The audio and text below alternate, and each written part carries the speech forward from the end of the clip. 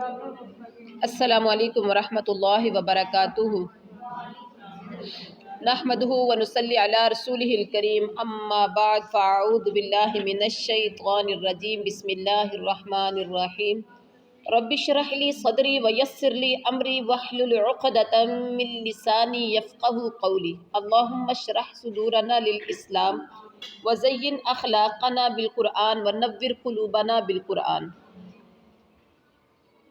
الحمدللہ ترجمۃ القرآن کا سفر جاری و ساری ہے، اور اللہ ہم سب کو پایا تکمیل تک پہنچنے کی توفیق عطا فرمائے، اور اللہ منزل مقصود تک ہمیں خیر و عافیت کے ساتھ پہنچا دے۔ یہ بہت بڑی منزل ہے جس کا سفر آپ نے کرنا سٹارٹ کیا ہے، اور ابھی ہمارا دوسرا سپارہ یعنی دوسری سورت سٹارٹ ہوئی ہے، سورۃ البقرہ۔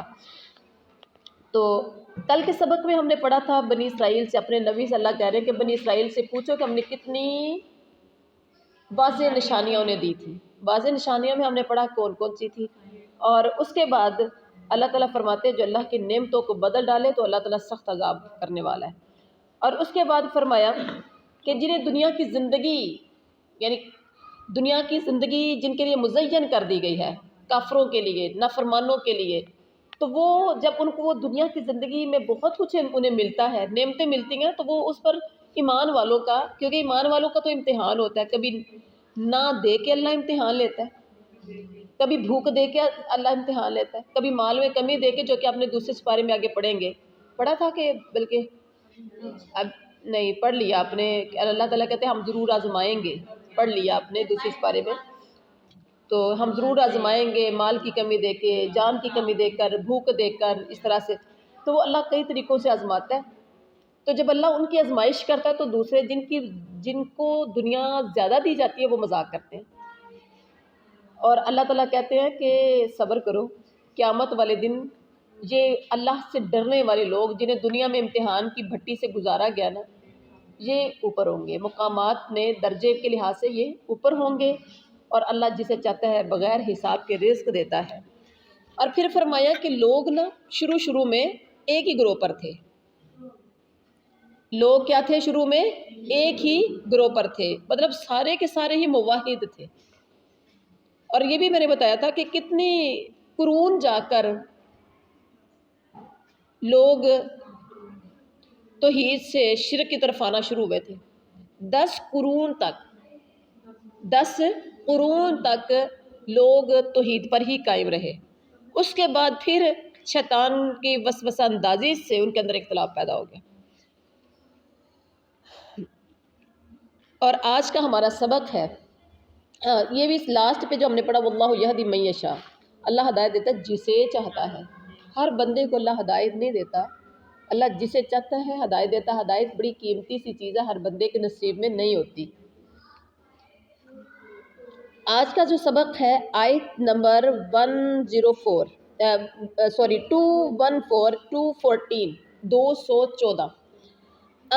سب سے پہلے تو آپ آئے تجوید کی طرف۔ حسبتم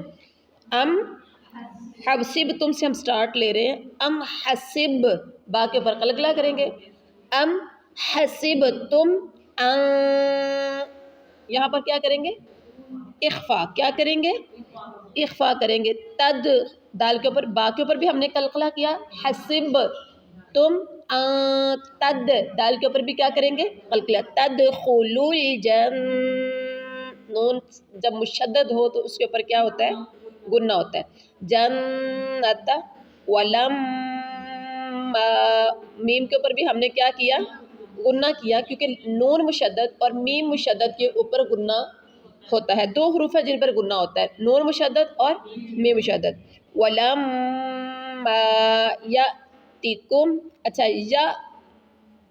یاتکم آئے تمہارے پاس، کیا حسب تم نے یہ سمجھ لیا کہ تدخل الجنہ تم سب داخل ہو جاؤ گے جنت میں، ولما اور لما جب تک نہیں، یاتکم آئے تمہارے پاس، مثال الذین ان لوگوں کی، خلو سب گزر گئے. مثل الذین خلو، مثال ان لوگوں کی خلو، خلو لو. اب یہاں پر دیکھیں لو کون سی یہ ہے، کس کی مثال ہے؟ یہ باؤ ساکن سے پہلے زبر ہو، باؤ ساکن سے پہلے زبر ہو تو باؤ لین کہلاتا ہے. لو سب گزر چکے. من ہم نے اخفا کرنا ہے، ناک میں آواز چھپانی ہے کیونکہ آگے حروف حلقی میں سے کوئی بھی نہیں ہے. حروف حلقی حمزہ ہا، عین ہا، غین خا میں سے جب کوئی حرف نہ ہو، باقی پوری تختی میں سے کوئی بھی آ جائے تو وہاں اخفا کریں گے. لیکن اگر حروف حلقی آ جائیں گے تو وہاں اظہار کریں گے. خلو من قب، قب قلقلہ، قبلکم یاتیکم آئے تمہارے پاس، مثال ان لوگوں کی جو گزر چکے، من قبلکم تم سے پہلے. مست مست ہم البأساء، مسا مسا، یہ مس کا مطلب ہوتا ہے چھونا، ٹچ کرنا. مستہم پہنچی انہیں، لگی انہیں، چھوئی ان کو، بأسا تنگ دستی، والضراء اور تکلیف، وزلزلوا وزلزلوا اور وہ سب ہلا کے رکھ دیے گئے. زلزلہ، زلزلہ کا تو کیا ہوتا ہے؟ زمین ہل کے رہ جاتی ہے. ٹھیک ہے، اب غور کریں. زلزلوا زلزلہ متزلزل لفظ بولتے ہیں ہم.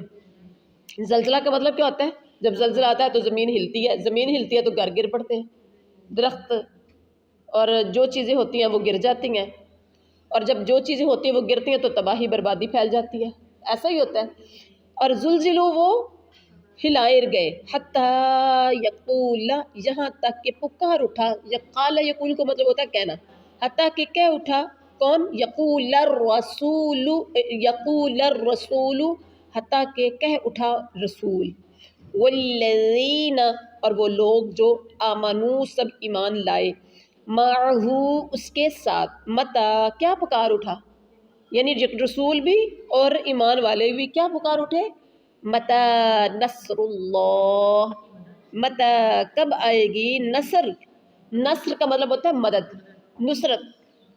نصر نصرت، ناصر مدد کرنے والا، منصور جس کی مدد کی گئی. انصار مدد کرنے والے. صحابہ کرام کو انصار کہا گیا نا، جو مدینہ کے رہنے والے تھے انہیں انصار کیوں کہا جاتا تھا؟ کیونکہ انہوں نے مہاجرین کی مدد کی تھی. تو یہ ملتے جلتے سارے الفاظ ہیں. متی نصر اللہ، اللہ کی نصرت کب آئے گی؟ الا خبردار، ان بے شک، نصر اللہ اللہ کی مدد، قریب. باقی اوپر کیا کریں گے؟ وقف کی صورت میں، وقف کی صورت میں قریب قلقلہ کریں گے. اب محاورہ ترجمہ کی طرف آئیے.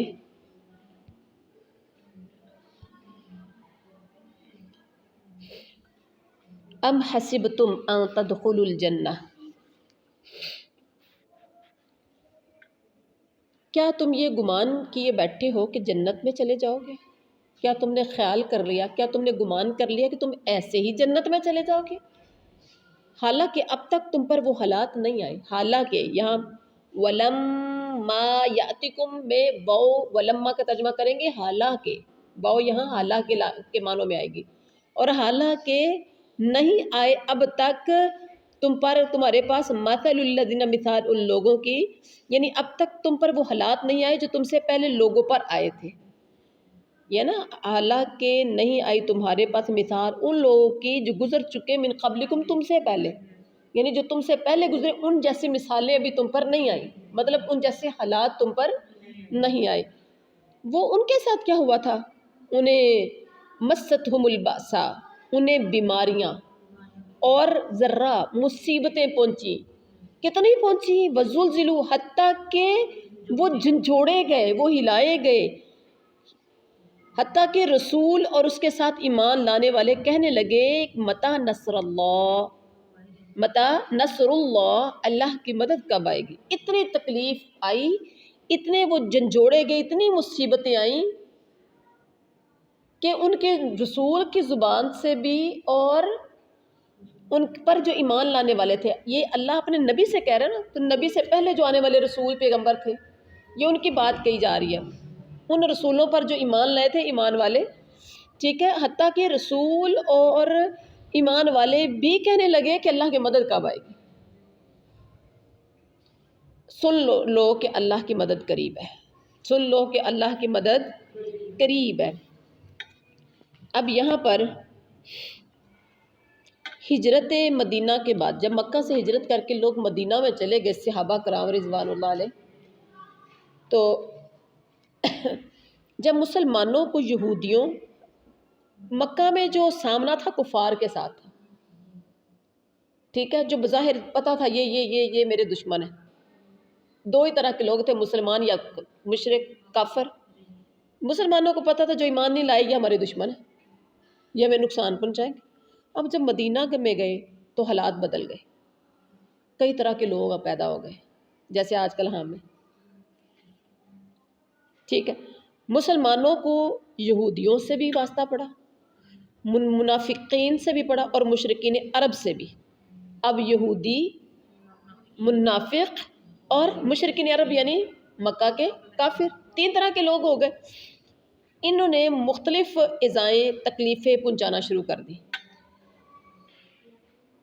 اور جو منافقین کی ایذائیں تھی نا سب سے زیادہ سخت تھی، کیونکہ بغل میں چھری منہ میں رام رام وہ کرتا ہے، اور آپ کے ہمیں نہیں، عام طور پر ہم نہیں پہچان رہے ہوتے، کافر کا بھی پتہ ہوتا ہے، دشمن کا پتہ ہوتا ہے کون دشمن ہے کون نہیں ہے، تو جو منہ کا میٹھا ہو، قسمیں قسمیں کھا کے وہ آپ کو یقین دلا دے لیکن اندر سے وہ چریاں چلا رہا، سب سے زیادہ خطرناک تو وہ ہوگا نا، کیونکہ اس کے ساتھ بھی آپ ہر بات شیئر کر سکتے ہیں۔ تو بعض مسلمانوں نے نبی صلی اللہ علیہ وسلم سے شکایت کی، جس پر یعنی مختلف تکالیف جب انہیں پہنچنا شروع ہوئی، یہودیوں سے بھی، منافقین سے بھی، مشرکین عرب سے بھی، تو مسلمانوں نے نبی سے شکایت کی، جس پر مسلمانوں کی تسلی کے لیے یہ آیت نازل ہوئی، اور خود نبی نے بھی فرمایا تم سے پہلے لوگوں کو ان کے سر سے لے کر پیروں تک سر کے اوپر آرا رکھا گیا، اور چلاتے چلاتے پاؤں تک دو ٹکڑے کر دیے گئے، اور لوہے کی کنگیاں جسم کے اوپر پھیری گئی کہ ان کے گوشت کو الگ کر دیا گیا، لیکن یہ ظلم و تشدد ان کو ان کے دین سے نہیں پھیر سکا، اتنے وہ دین پہ مضبوط ہو چکے ہوئے تھے۔ پھر فرمایا اللہ کی قسم اللہ تعالیٰ اس معاملے کو مکمل فرمائے گا، یعنی اسلام کو غالب کر کے رہے گا، اللہ کی قسم اللہ اسلام کو غالب فرمائے گا، یہاں تک کہ ایک سوار، یہ بات آپ صلی اللہ علیہ وسلم نے فرمائی تھی، جب اسلام مکمل ہوگا، مکمل غالب آ جائے گا، اسلام صحیح معنوں میں غالب آ جائے گا، تو ایک سوار صنع وادی سے شروع ہوگا، حضر موت تک کا سفر اکیلا کرے گا، صنع وادی سے سٹارٹ کرے گا اور حضر موت تک اکیلا جائے گا، اور اسے اللہ کے سوا کسی کا ڈر نہیں ہوگا، وہ وقت آنے والا ہے۔ یہ پیشن گوئی تھی میرے پاک پیغمبر کی، مطلب اتنا اسلام غالب آ جائے گا، اتنا امن ہو جائے گا، اتنا سکون ہو جائے گا کہ صنع سے شروع کر کے حضر موت تک اکیلا سفر کرے گا، لیکن اللہ کے سوا اسے کسی کا ڈر نہیں ہوگا، یعنی راستے میں اسے کوئی لٹیرے، کوئی چور، کوئی ڈاکو اسے چھیڑ نہیں سکے گی، سب کا یعنی بد امنی ختم ہو کے امن آ جائے گا۔ یہ حدیث صحیح بخاری شریف کی ہے، اور مقصد نبی صلی اللہ علیہ وسلم کا مسلمانوں کے اندر حوصلہ اور استقامت کا عزم پیدا کرنا تھا کہ صبر کرو، حوصلہ رکھو، ایک وقت آنے والا ہے جب جس دین پر تم ہو وہ دین غالب آنے والا ہے۔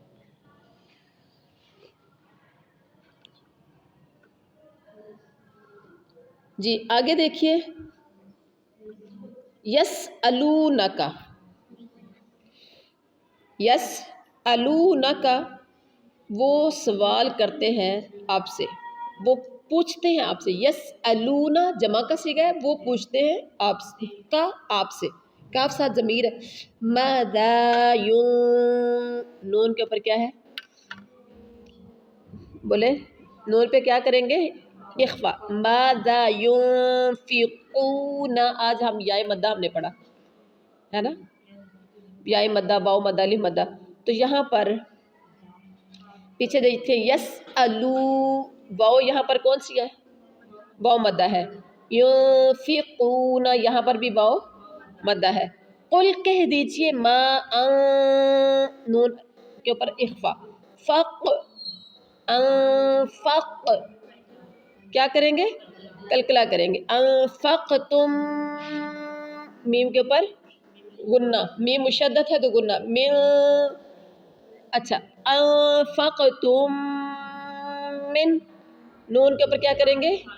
اظہار کریں گے کیونکہ نون کے آگے حروف ہلکی خا آ گیا. من خیرن فللوالدین جب واو کو ادا کرنا تو لپس کو گول. فللوالدین دئی دئی دئی پہ غور کرے کیا ہے؟ دال زبریہ دئی، جائے کس کی مثال ہے؟ یہ یائے لین کی مثال ہے.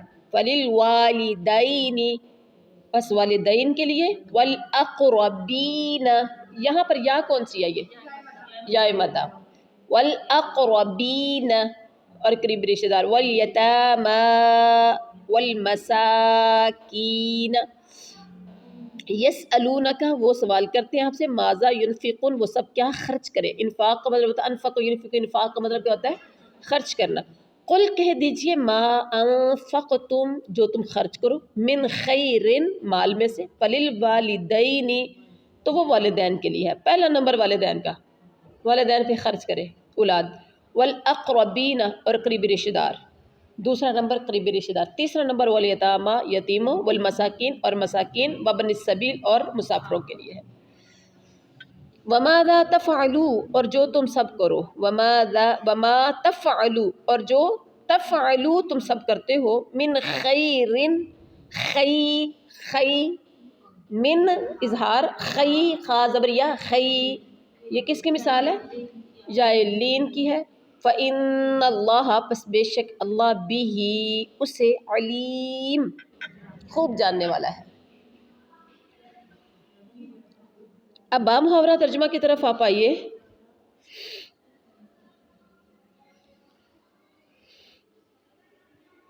یسألونک وہ سوال کرتے ہیں آپ سے کہ وہ کیا خرچ کریں، یعنی لوگ آپ سے پوچھتے ہیں کہ وہ خرچ کیا کریں. آپ کہہ دیجئے جو مال تم خرچ کرو وہ ماں باپ کے لیے ہے، رشتہ داروں، یتیموں اور مسکینوں اور مسافروں کے لیے ہے، اور تم جو کچھ بھلائی کرو گے اللہ کو اس کا علم ہے.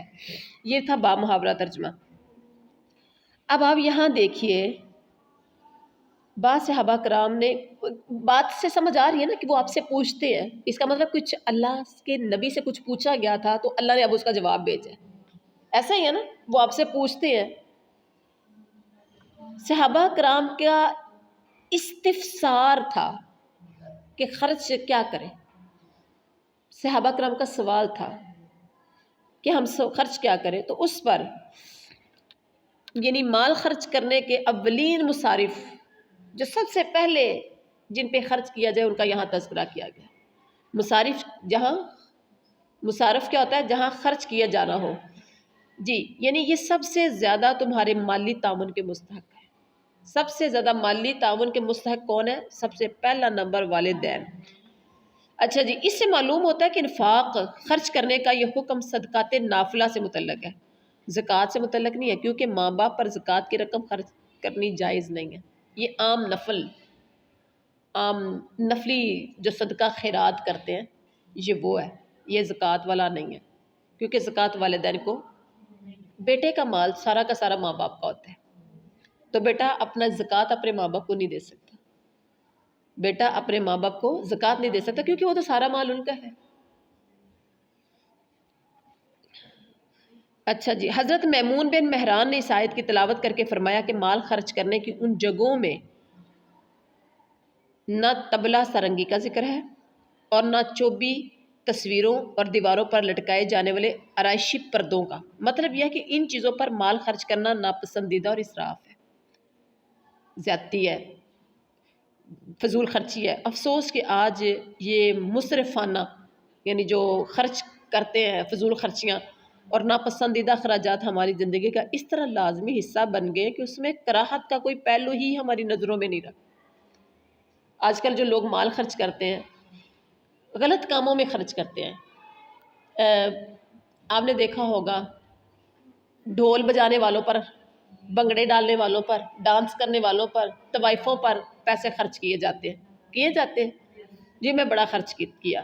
یہ خرچ وہ خرچ نہیں لگتا، ٹھیک ہے۔ خرچ کون سا ہے؟ جو آپ والدین کو، یتیموں، مسکینوں اور جو مصارف یہاں بتائے گئے ان پہ جو خرچ کرتے ہیں، وابن السبیل میں مسافروں کے لیے، ٹھیک ہے۔ مسافر چاہے کتنا بھی کوئی امیر ہو، اگر وہ سفر پر ہے، اس کے پاس زیادہ سفر نہیں ہے، تو آپ اپنے یعنی صدقات کے طور پر آپ اس کو دے سکتے ہیں۔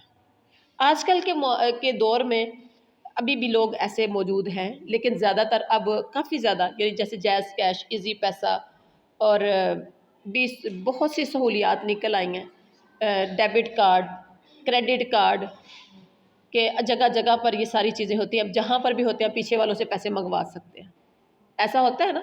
تو اب کوئی خاص اتنا مشکل نہیں ہے، لیکن پھر بھی یہ ان لوگوں کے لیے بھی ہے جو ٹھیک ٹھاک انسان ہے، جو افورڈیبل ہے، اسے تو پتہ ہوتا ہے کہ ابھی میں کیسے پیسے جہاں پر بھی دنیا کے کسی کونے پر بھی ہوں تو میں کیسے منگوا سکتا ہوں۔ لیکن کچھ لوگ ان ایجوکیٹڈ ہوتے ہیں جنہیں اس بات کا علم ہی نہیں ہے کہ کارڈ کیا ہوتا ہے، مطلب کہ جیز کیش کیا ہے اور ایزی پیسہ کیا ہے، اور بھی بہت سارے ہیں جو کہ شاید مجھے بھی نہیں آتے ہوں گے۔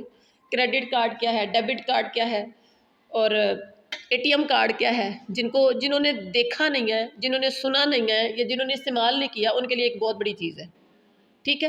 تو ایسے لوگ اگر راہی مسافر ہو، اگر ان کا اقتصادی خرچ ختم ہو جاتا ہے تو وہ کسی سے مانگتے ہیں کہ ابھی میں فلاں علاقے سے آیا ہوں اور میرے پاس جانے کے لیے، سفر کے لیے پیسہ نہیں ہے، تو آپ کو صدقات نافلہ سے مطلب آپ اس کو مدد کر سکتے ہیں۔ یہ اللہ کا حکم ہے، اس کو آپ کا صدقہ لگتا ہے، چاہے وہ جتنا بھی امیر ترین ہو۔ جی اللہ تعالیٰ کہتے ہیں جو بھی تم بلائی یعنی جو بھی تم نیکی سمجھ کے کرو گے، اللہ اس کو جانتا ہے۔ اللہ کو پتہ ہے بندہ کس نیت سے دینا ہے، اللہ دینے والے کی نیت کو جانتا ہے۔ دینے والے کی نیت، لینے والا جھوٹ بول کے بھی لے لے تو لے لے، لیکن دینے والے کی نیت کو اللہ جانتا ہے۔ اللہ نے آپ کے دینے کی نیت کو دیکھنا ہے، اس کی نیت کو نہیں دیکھنا۔ آپ کو ثواب ملنا ہے، آپ نے کس نیت سے دیا، دے کے جتلائے نہیں۔ آگے سارا اس کے بارے میں بھی آئے گا۔ اچھا جی، آگے ہے کتبہ۔ کتبہ فرض کیا گیا ہے، لکھا گیا ہے، علیکم القتال، علیکم تم پر، قتال کرنا، جنگ کرنا، کیا کرنا؟ تم پر جنگ کرنا لکھا گیا ہے۔ وَهُوَ حالانکہ وہ کرہ لکم، کرہ لکم ناگوار ہے تمہیں، کراہت، کراہت میں سے مکروہ چیز، مکروہات، یہ چیز مکروہ ہے۔ مکروہ کا مطلب کیا ہوتا ہے؟ ناپسندیدہ۔ اچھا، وَعَسَىٰ اور ہو سکتا ہے، ان تکرہوا تم سب ناپسند کرو۔ کرہ اور تکرہ دونوں کا روٹ لیٹر ایک ہی ہے، دونوں کا مادہ ایک ہی ہے، جس سے یہ بنے ہیں وہ دونوں ایک ہے، یعنی کاف رے ہا، کراہت، کاف رے ہا روٹ لیٹر ان دونوں کا ایک ہی ہے، جس کا مطلب ہے ناپسند۔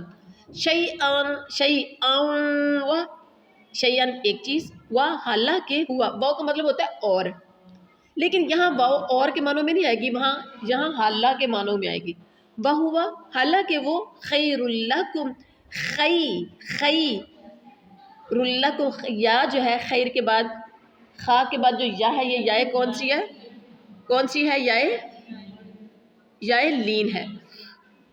وَعَسَىٰ اور ہو سکتا ہے، یہاں نون کے اوپر اظہار کریں گے کہ اخفا کریں گے؟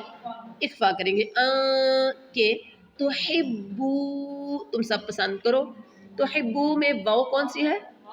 واو مدہ۔ شیئا ایک چیز، حالانکہ ہوا وہ شر لکم، شر لکم بری ہے تمہارے لیے، واللہ اور اللہ، بی کوائٹ بیٹا، واللہ اور اللہ یعلم جانتا ہے، وانتم اخفا، وانتم اور تم لا تعلمون نہیں جانتے، اور تم سب نہیں جانتے۔ با محاورہ ترجمہ کی طرف آپ آئیے۔ کتب علیکم القتال، تم پر قتال کرنا، قتال کا مطلب ہے جہاد کرنا، تم پر جہاد کرنا فرض کیا گیا، گو وہ تمہیں ناپسند معلوم ہو، برا محسوس ہو، کرہ لکم، تمہیں وہ ناپسند ناگوار محسوس ہو۔ ممکن ہے کہ تم کسی چیز کو بری جانو، دراصل وہی تمہارے لیے بھلی ہو، اور یہ بھی ممکن ہے کہ تم کسی چیز کو اچھی سمجھو حالانکہ وہ تمہارے لیے بری ہو۔ حقیقی علم اللہ ہی کو ہے اور تم نہیں جانتے، اللہ جانتا ہے اور تم نہیں جانتے۔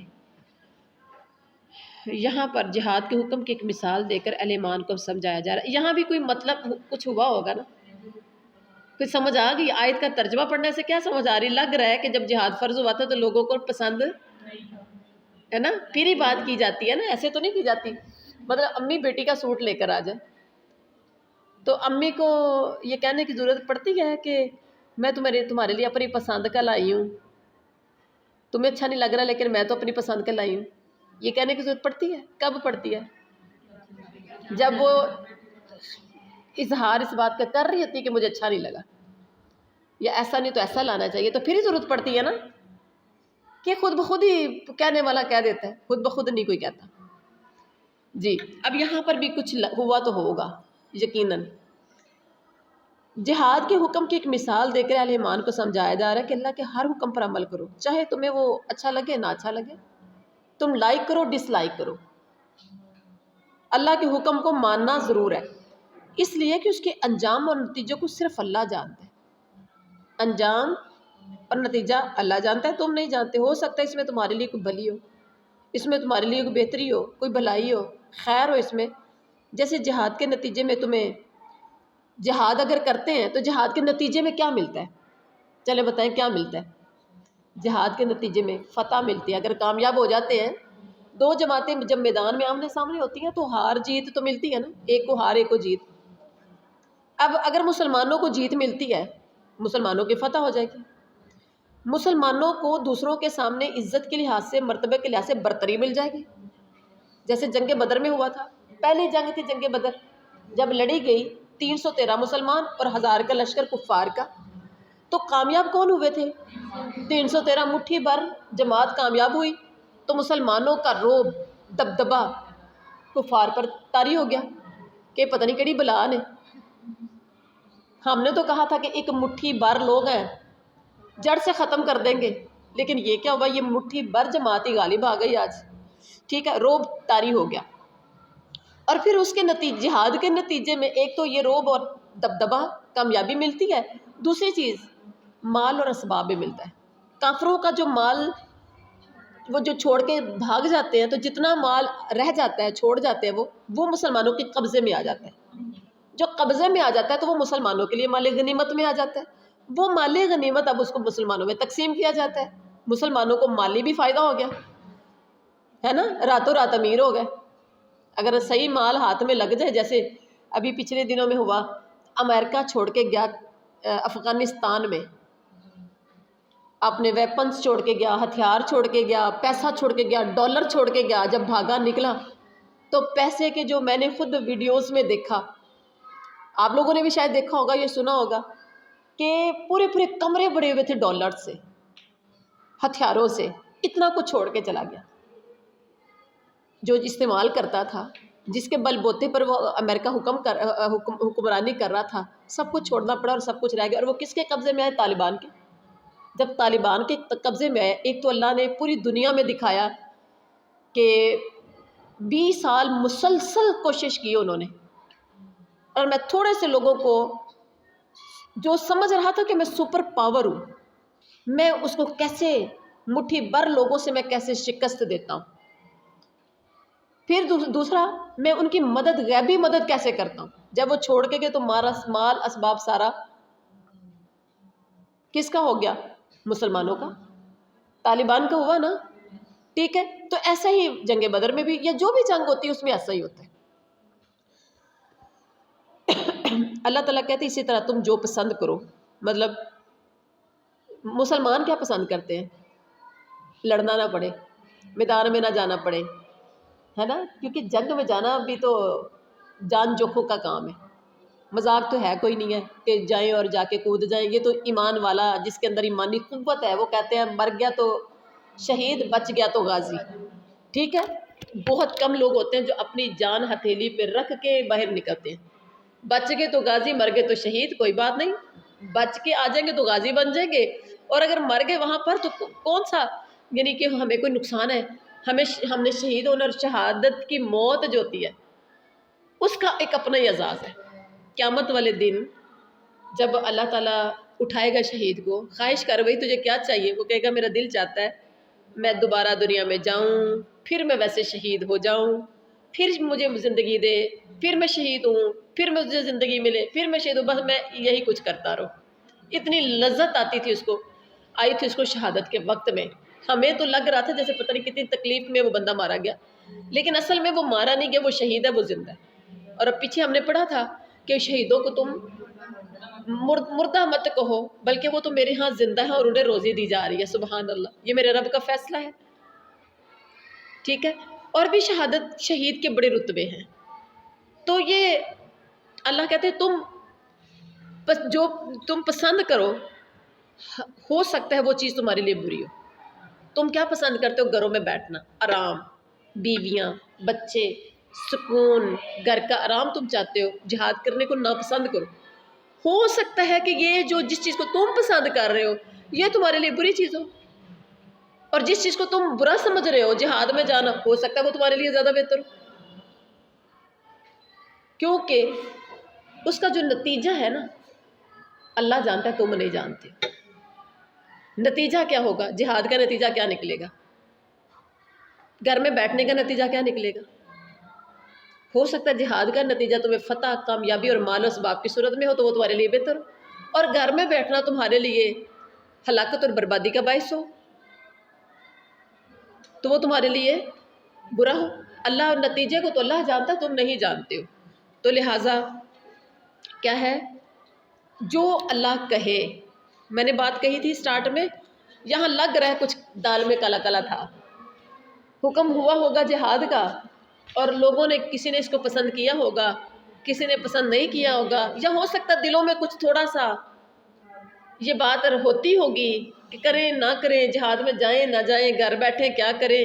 تو میرے رب نے بڑے خوبصورت انداز میں سمجھا دیا کہ جس چیز کو تم ناپسند کرتے ہو سکتا ہے اس میں تمہارے لیے کوئی خیر، اور جس چیز کو تم بھلا سمجھتے ہو، بہتر سمجھتے ہو سکتا ہے اس میں تمہارے لیے کوئی شر ہو، اس میں وہ تمہارے لیے بہتر نہ ہو، وہ تمہارے لیے خطرناک ہو، یعنی دشمن تم پر غالب آ جائے اور تمہیں ذلیل و رسوا کر دے اگر تم گھر میں بیٹھے رہتے ہو۔ جہاد نہیں کرو گے تو پھر کیا ہوگا؟ پھر کیا ہوگا؟ دشمن غالب آ جائے گا، پھر غلامی کی زندگی بھی گزارنی پڑے گی، ذلت اور رسوائی کی۔ غلامی کی زندگی کیا ہے؟ یہ ذلت اور رسوائی کی زندگی ہے، آپ کسی کے بھی غلام بن جائیں، ٹھیک ہے، تو کیا ہوگا؟ غلام کے لیے ذلت اور رسوائی کے لیے کچھ بھی نہیں ہوتا، صرف اور صرف عزت اسی کی ہوتی ہے جو آزاد زندگی گزارتا ہے۔ تو یہ تھا آج کا ہمارا سبق، نتیجہ اللہ بہتر جانتا ہے، اور جو اللہ جانتا وہ بندہ نہیں جانتا۔ تو اسی لیے اللہ کے ہر حکم پر ہمیں سمعنا و اطعنا، ہم نے سن لیا اور ہم نے اس کی اطاعت کرنی ہے، فرما برداری کرنی ہے، بات ماننی، عمل کرنا ہے۔ سبحان ربک رب العزت عما یصفون وسلام علی المرسلین والحمد للہ رب العالمین۔